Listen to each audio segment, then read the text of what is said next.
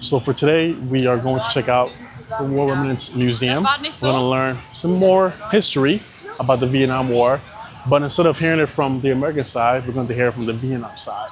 You know, oftentimes when it comes to war, I hate using the word win or lose because, I don't know, but in this space, we'll use win or lose. A winner of the war can write their own future. The winner of the war can say what they want. Now, in this situation, although America did not win the war, they were the larger opponent, so they had more influence on history, on how they can write or what they can omit when it comes to the Vietnam War. Now, as I mentioned earlier, during the tunnel, the Vietnam War, we were not successful. And what stung Lyndon B. Johnson cabinet more and administration, what really hurt was the fact that they lost to communism in Russia. Because I mentioned earlier, Russia was supported Northern Vietnam. So I think that caused more hurt to the ego, because America did and still view communism as something that is really toxic and is not good. You know, they view that if one country reaches communism level, then it will spread like wildfire. So they do their best to try to fight communism for democracy. Now, as I mentioned earlier, we did not do well with that war. We lost a lot, and we were not successful in driving out communism. So because of that reason why, when it comes to the Vietnam War, certain things are omitted. You know, it's not talked about as much. It's the only war that's not talked about as much when it comes to America's history.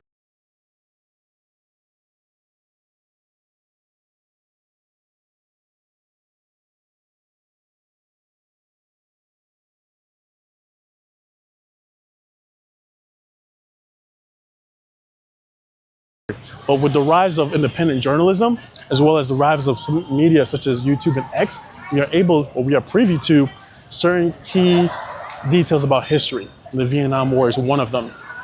So before coming here, I did some research and I learned a bit more. Not too much as I wanted to, but I wanted to save certain things for when I arrived. I just wanted to get a good background of it. So today we're going to learn about the Vietnam War through Vietnam's eyes and through the history that Ho Chi Minh wrote. So let's get going. So we got some more U.S. military equipment. You have U.S. Air Force jet over here. This is the F-5A fighter jet. All right, let's go in. We already got a ticket, so we are set. This is gonna be quite, I heard it's quite moving. So we'll see if I can, before we go there, let's go check out the tiger cages. So apparently, these are imprisonment systems during the Vietnam War. They were used from 1954 to 1975. So let me go check this out first and see how it was like. So before we go in, over here it says, during the Vietnam War, the U.S. government and the Republic of Vietnam government placed their main focus on building and equipping a dense prison system with harsh forms of confinement through the South Vietnam. So there were a few notorious prisons I cannot pronounce, but those were in 11 district prisons. They had 114 war prisons and 140 checkpoints. Now these locations were utilized to torture, imprisonment, and sneaky killing that were of course not documented. So that's a lot. So it says they had, okay, that's a lot. But I'm sure, I'm not really surprised by this. In times of war, people do not obey the Geneva Conventions for certain things. Ironically enough, it's a sign that talks about an excerpt from Article 13 of Geneva Convention of 1949 on humane treatment of prisoners and prisoners of war. So it says, prisoners of war must at all times be humanely treated. Any unlawful act or omission by the detaining power causing death or seriously endangering the health of prisoner of war and his custody is prohibited. So of course, all that were disobeyed because, they can. As a way to do more harm, do more damage, and because it's much easier to disobey the Geneva Conventions and certain laws than it is to obey them. So we are going to learn more about the detaining centers. So I'm going to show you all. I'm going to turn this around, and we're going to check out. So here's one of the main detaining centers. I cannot pronounce it, but here is what it looked like.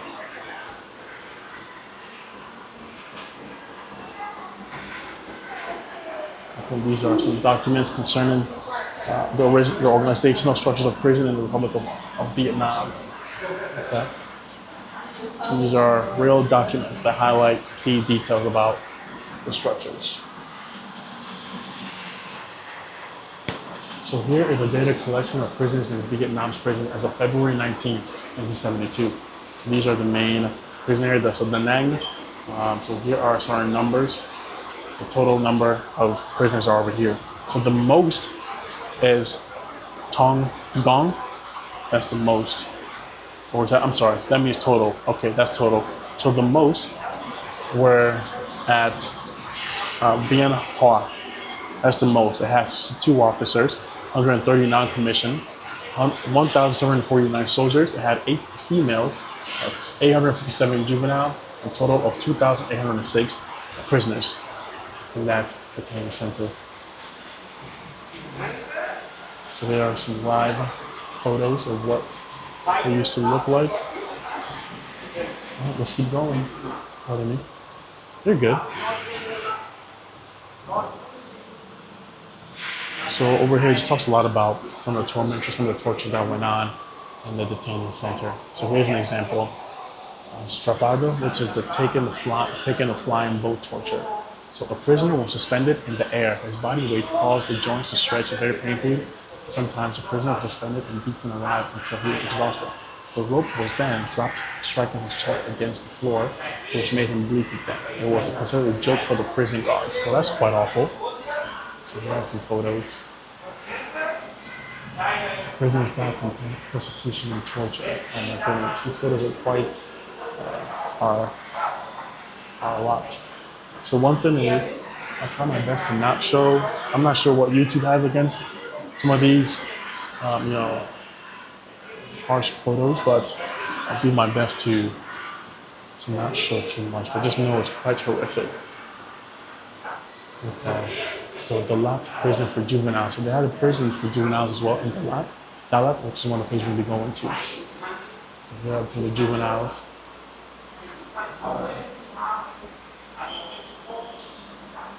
Some of the equipment that were used for torture, to kill. Mm-hmm.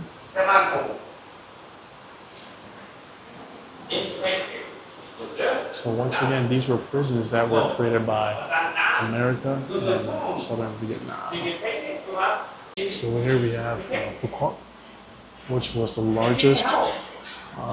largest prison throughout South Vietnam, holding about 40,000 prisoners of patriotic soldiers and civilians.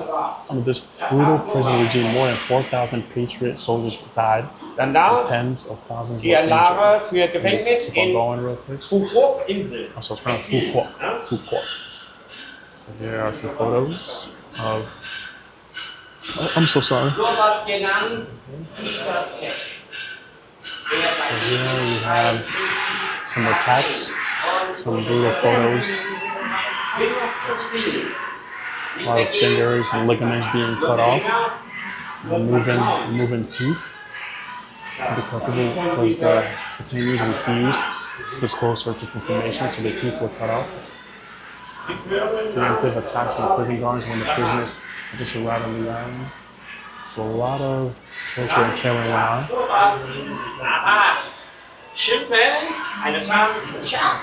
a lot of hammering into prisoners' heels and into their body ligaments. A lot of unfortunate things.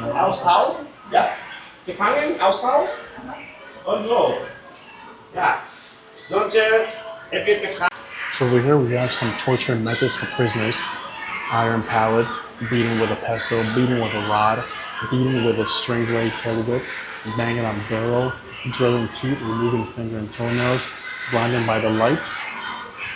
My goodness, locking up in the tiger cage, solitary confinement, burning genitals, burning the mouth, crucifying, puncturing the kneecap, dunking in a boiling water wok, crushing the thorax with wood planks, drilling prisoners, burying prisoners alive. These were some of the torture methods that were used for prisoners. It's very brutal. Very, very, very brutal. So here's an airplane transporting prisoners to Phu Quoc Island. Here are some of the 7 made Conex crates.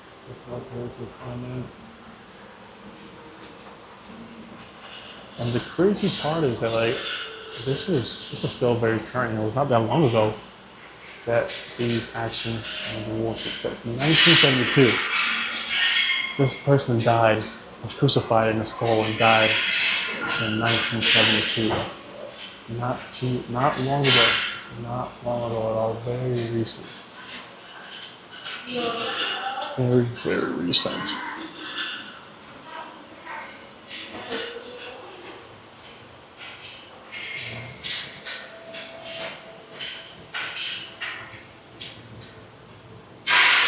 We have some people that are being honored in here.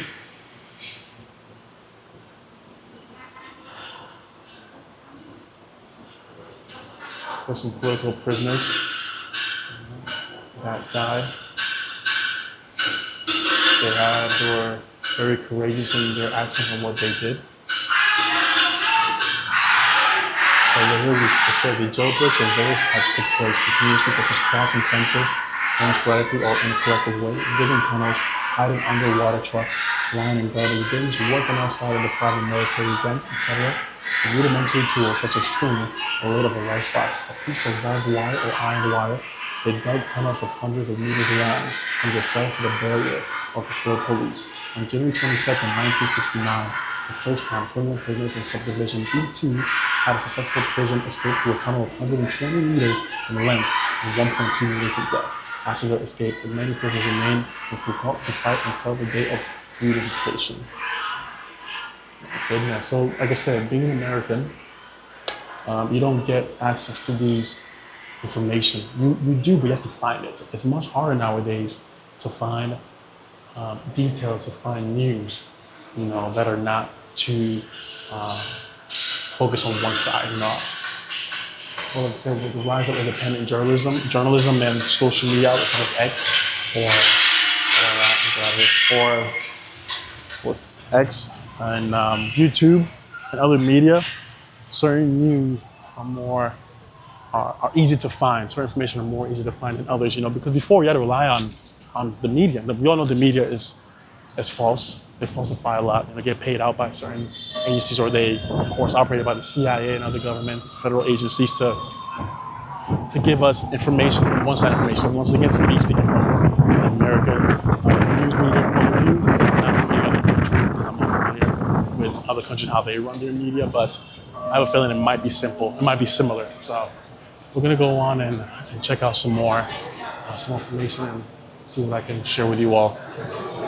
So in this room, we have a timeline of how things progressed. So the Geneva Agreement was officially signed on July 21st, 1954. And that was the time that French troops had to withdraw from Indochina, and that involved parties to pledge respect to independence and sovereignty of Vietnam, Laos, and Cambodia.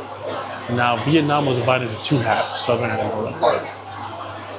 And America decided to refuse to sign the agreement and maneuver to undermine it by replacing France controlling and directing South Vietnam by establishing a pro-American government with the president at that time, which is Ngo Dinh.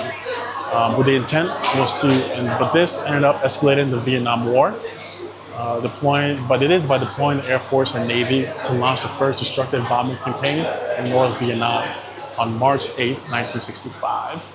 The U.S. government officially deployed expeditionary forces directly to the battlefields in South Vietnam. So that's how things escalated and things began.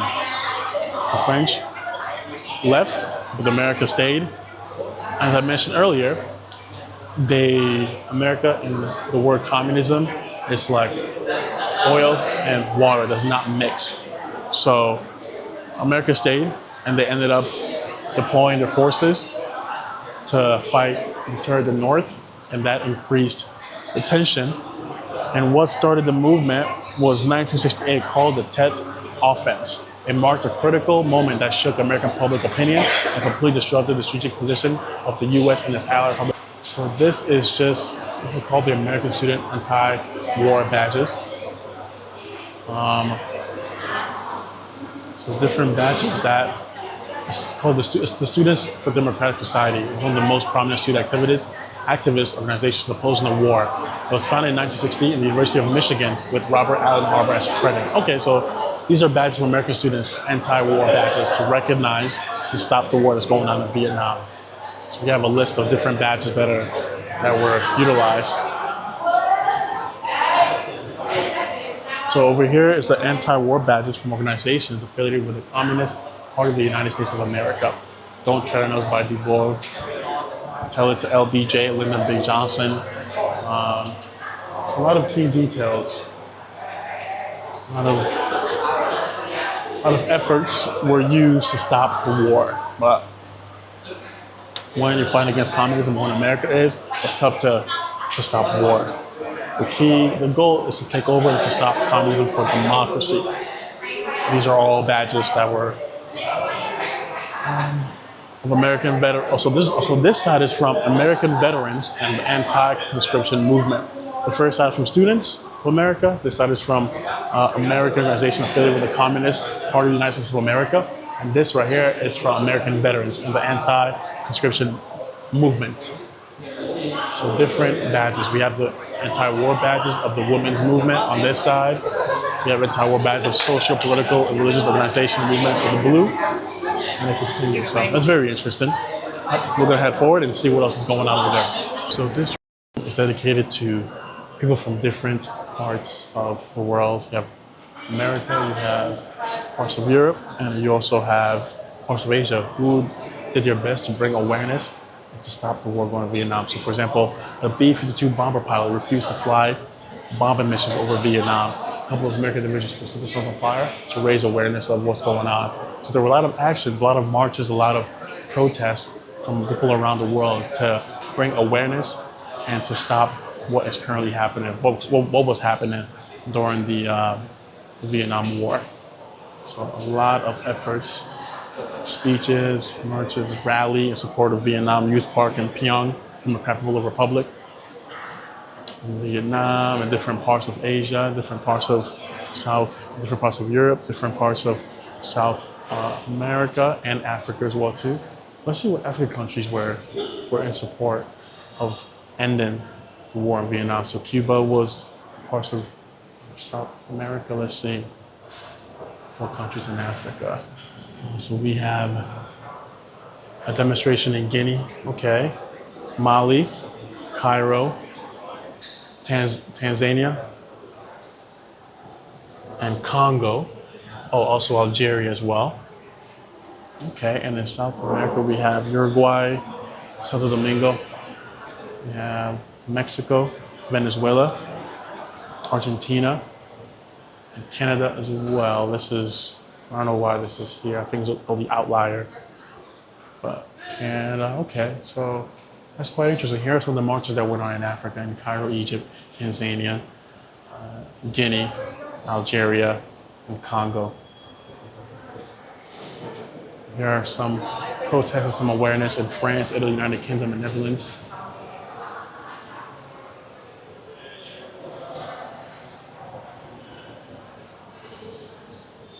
And here is international organization support Vietnam its resistance to U.S. aggression. And like I said, 1967, 1971. This is very recent, very, very recent. I think that's what's most unsettling about the Vietnam War. You know, when you think of, at least when I think of the Vietnam War, you know, I associate it with such many years ago, you know, but it's not the case. So after the war, Vietnam has faced severe consequences of landmines, bombs, and toxic chemicals. The country has employed domestic forces, as well as received help from governmental and non-governmental organizations from different countries to cope with the war's aftermath.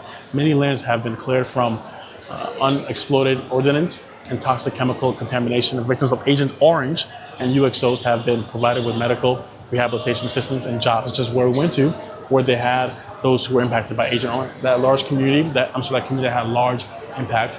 They were employed by doing artwork, painting, and they were selling that to tourists. The support of international organizations have contributed to Vietnam's revival from a country wrought with destruction to a safe country for development. So here we go. Here are some of the photos of actions that have been taking place to rebuild, rehabilitize Vietnam. All the efforts that have been going on, both medical, infrastructure, agriculture purposes, and collaboration to rebuild the country. So next we're gonna go see Agent Orange effects. This is part of the museum dedicated to informing visitors about Agent Orange and all that it did and the effects that it had on the country, the community, and the people. So let's go check it out. So from 1961 to 1971, U.S. Army conducted 19,905 missions, spraying about 80 million liters of toxic chemicals. 61% of it was Agent Orange, containing 360 kilograms of dioxin over nearly 26,000 villages with an area of 3.6 million hectares, nearly a quarter of total area of South Vietnam. 80% of the contaminated area was sprayed more than 2 times, 11% sprayed more than 10 times. So they not just use conventional methods or lethal weapons to cause casualties, they also use toxic chemicals to destroy the livelihood of Vietnamese people and prevent the advance of their revolutionary armed forces. So that's a lot of chemicals. That's a lot of missions too. All right. So here are U.S. troops and the operations for the spraying of toxic chemicals. So here's what they wore. Service gas masks used by U.S. soldiers during their toxic chemical spraying operations in South Vietnam. Here's what they wore. Here's an example. Here is a low-flying C-123. C-123 provider spraying toxic chemicals. Here are the U.S. military troop members wearing the chemical suit so they don't inhale the agent. Here is another aircraft spraying the chemical. So here are the layouts of where most of the, which area had more impact. As you can see, there's a higher concentration around this area.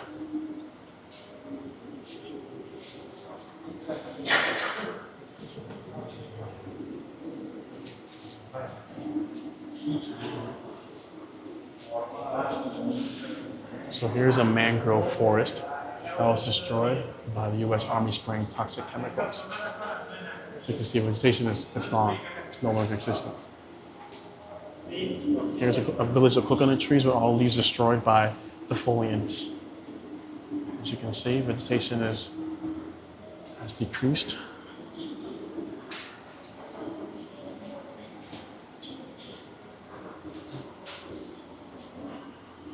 So here we have the foliage used by the U.S. Army from 1961 to 1971 in the Vietnam War.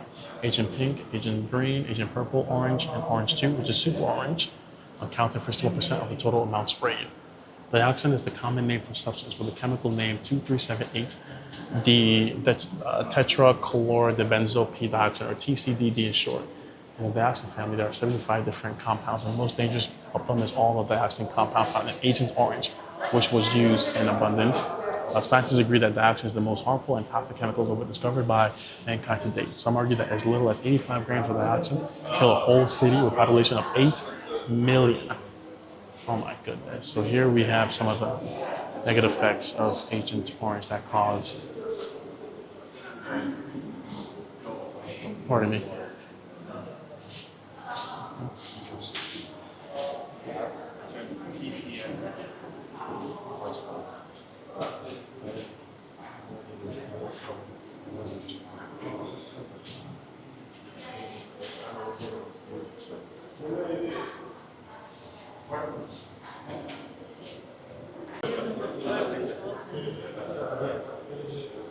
We have some more photos. I'm trying not to get in your way. I'm sorry. You're good.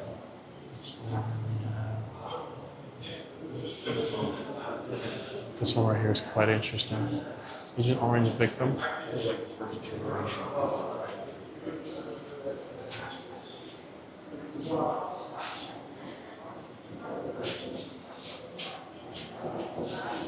This individual cannot speak and can only eat and drink with the help of others. Yet the keenness in his eyes showed me that he's still straight. Okay, so this person cannot eat or pretty much function by himself. Let's go check out some more on Agent Orange. Pardon me.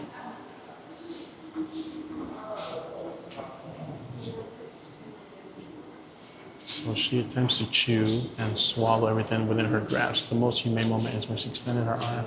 Okay. So she's in a cage, but she attempts to chew and eat everything that's within her grasp. Pardon me. So we have more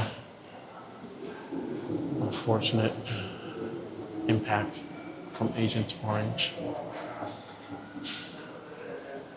As mentioned, being American, we don't see this. You have to go look for it, you know.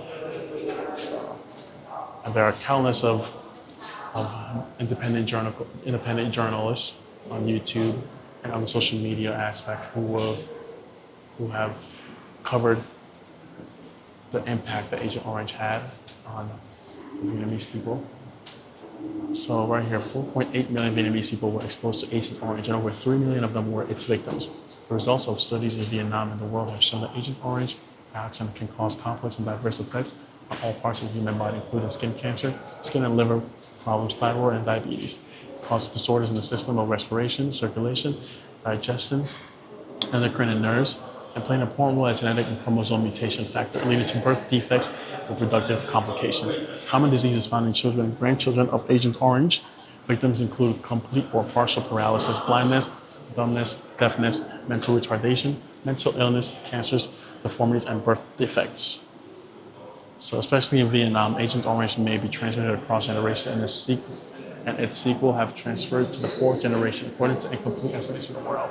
Nation there have currently been over 150,000 victims in the 2nd generation, 35,000 victims in the 3rd generation, 2,000 victims in the 4th generation. So all the numbers are decreasing. That's still very unfortunate. But good news is, as the generation moves on, the numbers decrease. So that's something positive, I guess.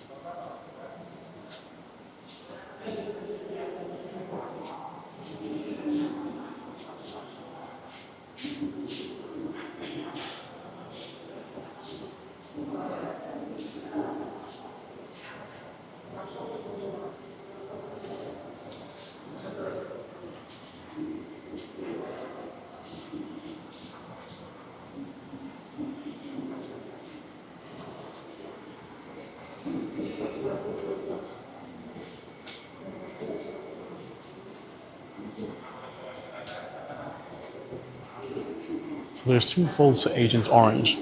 It played a huge had negative impact on not only the Vietnamese people, but also the American veterans as well, and their allies in Vietnam.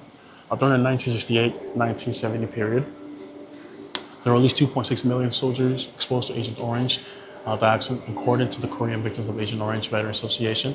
100,000 among 300,000 Korean soldiers participating in the Vietnam War were victims of Agent Orange. So there were trickle effects. Exposure not from only Vietnamese people, but also those who were allies and participated in the war. So here we have some key members who were impacted, it seems like. So here are some, I should begin by over here. So on January 30, 2004, victims of Agent Orange, Vietnam brought a lawsuit before the United States District in Eastern District. Okay, so these are just photos highlighting the lawsuit and the movement behind it, those who were involved to push that lawsuit forward.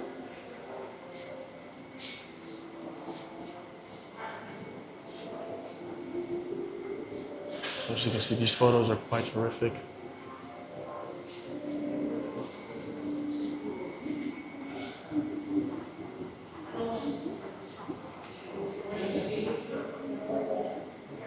That video right there is somebody using their feet, probably because their hands do not work. Yeah, as I thought. So they're using their feet to create something. I think either artwork. Oh yeah. So that's very similar to what we saw in Kushi Village, where before we went to go see the tunnels of those who had disabilities creating artwork. Quite similar. So here are some of the jobs that are provided to those who were impacted by Agent Orange. A lot of them involve artwork, crafts, Painting. It shouldn't be hard to infer that a lot of war crimes, so it shouldn't be hard to infer or to assume that a lot of war crimes occurred during the Vietnam War. So we're going to go see some of the war crimes that went on during this war.